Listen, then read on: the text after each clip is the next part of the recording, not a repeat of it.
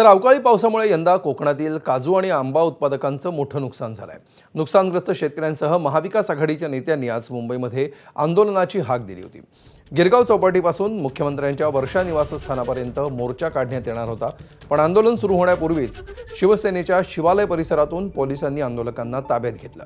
शेतकरी नेते राजू शेट्टी, काँग्रेसचे प्रदेशाध्यक्ष हर्षवर्धन सपकाळ, रासपचे महादेव जानकर, ठाकरेंच्या शिवसेनेचे अरविंद सावंत आणि विनायक राऊत यांच्यासह अनेक नेते या आंदोलनात सहभागी झाले।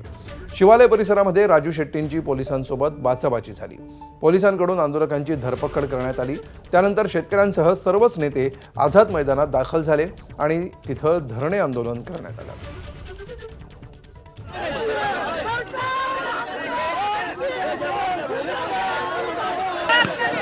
याचे परिणाम देवेंद्र फडणवीस तुम्हाला भोगावे लागतील। आम्ही काही गुन्हा केलेला नाही आहे, आम्ही काही केलेलं नाही आहे।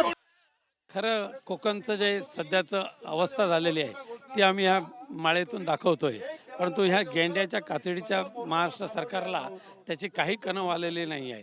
यावर्षी आंबा काजू उत्पादक जे आहेत कोकणातले हे पूर्णपणे नासवले गेले, सडले गेले बिचारे, आणि तरीसुद्धा सरकारने तिथे दुर्लक्ष केलेलं आहे आणि त्यांना कोणतीही नुकसान भरपाई दिलेली नाही।